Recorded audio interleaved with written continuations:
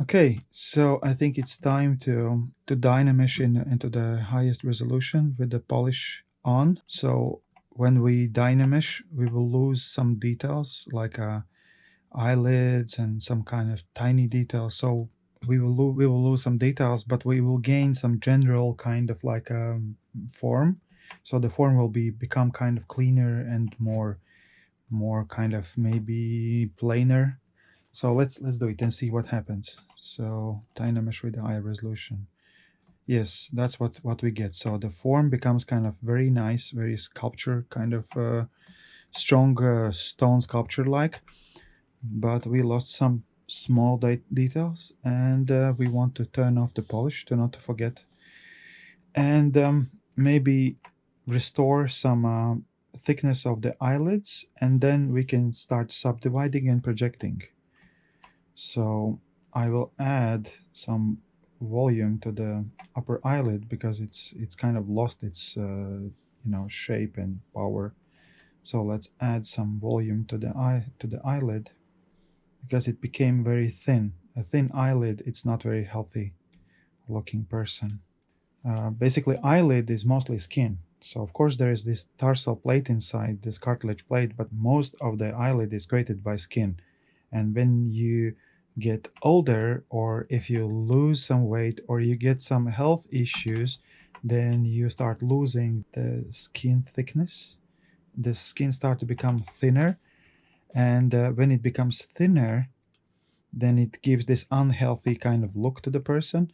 And that's why you always want to make sure that the thickness of the eyelid is enough. So here it seems it's very kind of the angle is very sharp, so we want to add some volume also here, just to make sure that we have enough thickness of the eyelids. Thick eyelids, that's the some structure that we want to work with. So basically we want to check that thing as well. So maybe let's add here a little bit. And the rest we didn't lost so much. So we lost some details, but that's for good, not so bad. But again, it's very hard to work on very tiny details. Now we're going to be subdividing and projecting and dynameshing maybe, but we want to make sure that most of the shapes are there.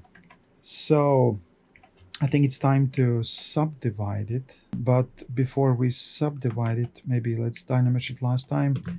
And what we're gonna do, we do zbrush without the guidelines, so just randomly.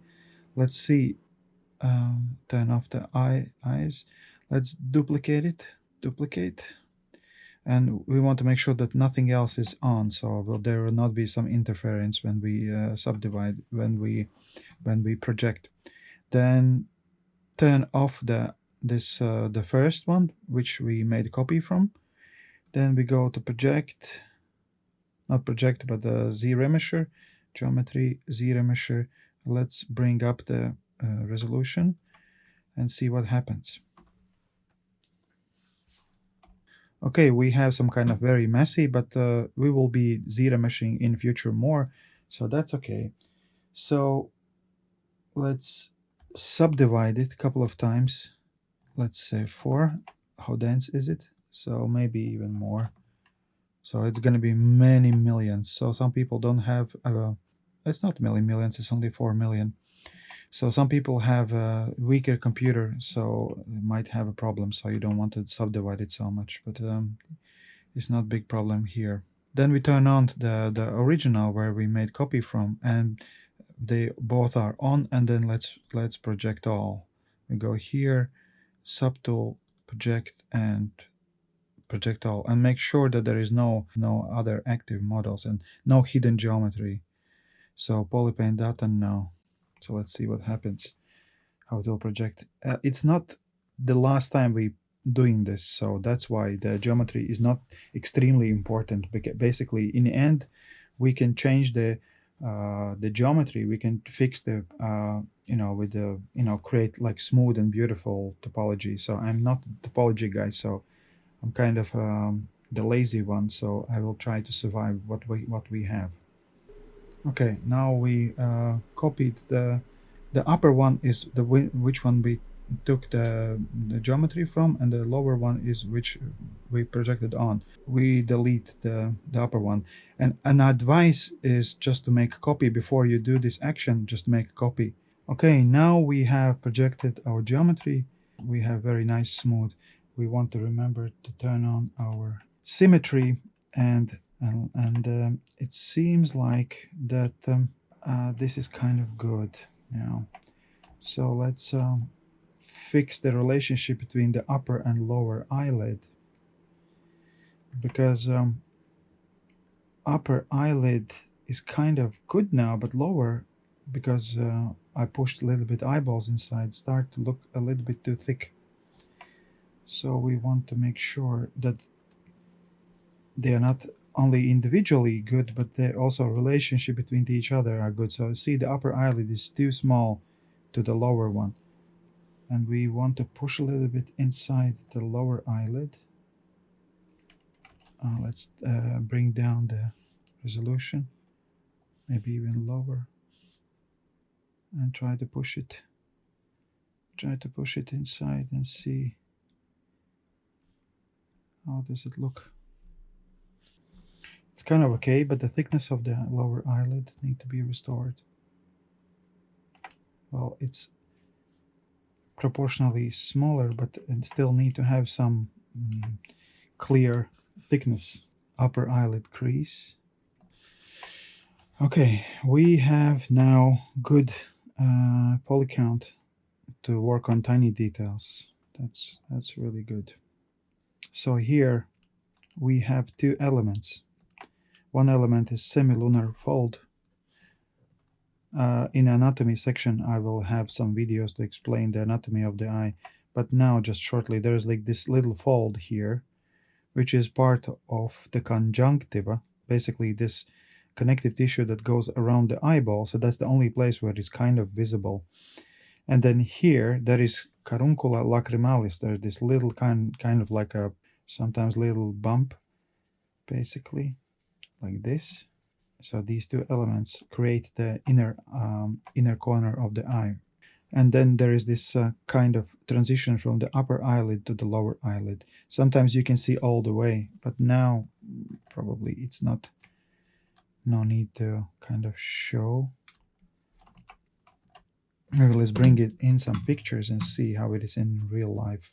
So see how there's upper eyelid, it goes here, here, here, and then it stops. And then there is kind of like a feeling of the lower eyelid. And then there is this little crease that creates from the cheek pushing up. So when you're smiling a lot or you're squinting, the cheek is pushing and creating this little crease here. So this is maybe AI generated, but still it's the same thing. So there is connection between the upper and lower eyelid. Let's see maybe some real picture here. So there's a strong upper eyelid form, then it kind of creates some shape. Maybe it's only color, this lighter color, and then shape here. And this lighter color is because there's a little canthal tendon. There's a little tendon which connects the upper and lower eyelid to the medial orbit. Let's see here. And of course, Asian people, they have this so-called like epicantic fold, and it's of course then it's completely different. In section of the eye anatomy, I think I will explain these things a little bit more. So this is, I think it's fake. This is AI generated, but it resembles pretty much how the eye is actually. So there is this crease. You see this eyebrow area sits on the upper eyelid, and then the crease kind of opens here, and then the upper eyelid kind of continues. There's a skin fold, and then it turns into this tendon. Okay, let's try to use that knowledge here. So we have upper eyelid. Yeah, let's make small. Okay, lazy mouse maximum. So we have upper eyelid, and then it kind of turns into this kind of crease. Yeah. And then remember there was this eyebrow fold, and then it kind of straightens out here. So let's make smaller. And you have some kind of like opening, a little opening here, between the upper eyelid and the crease. And you have to be also, you don't want to make it too sharp, because if you make it too sharp, it's gonna look maybe not so realistic. So we make it sharp, and then we kind of clean it out with a smooth tool by pressing shift. Every brush becomes smooth tool. So something like that. So we have eyes, and then maybe we need to make some, pupils. Maybe next series we will make some pupils, but for now, let's maybe clean out this kind of little pixelation that remains from the lower resolution, so we see more clear the little forms. And maybe next step will be creating the believable eyes that we like, and then we will move to the lips, and then we'll move to the ears, and then probably we'll move to the nose, and then finish the whole face up, and then we work on the hair. So let's clean it up. So this is maximum level. We clean up, so we clearly can see where work still need to be done. So it kind of creates this more organic look, because there is this you can see the hand. I call it like seeing a hand. So let's create these creases here. If we want to make it more realistic later, we need to kind of get rid of the symmetry, and on a final stage we want to work to make it a little more asymmetric, because in reality there is no symmetry in the face. So that's why if we see some videos or photos of us, sometimes we don't like those photos, because we used to see ourselves in a mirror in reverse, and because left and right side are not equal, so it gives completely different perspective on the face. So that's why that's kind of one of the proofs that basically left and right side is not correct.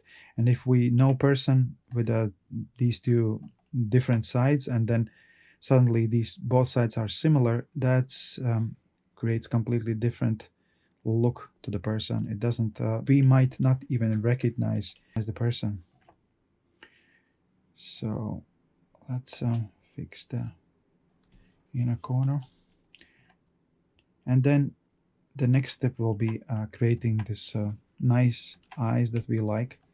Create some pupils and the insides of the eyes, and then work on the mouth. So those are the most complex forms. So basically the eyes and the mouth, that's the most complicated, because if you do it wrong, then it looks wrong. With the ear you can make mistakes and it's not so big problem. Same thing with the nose. But the eyes and the mouth, those are the very important to make correct.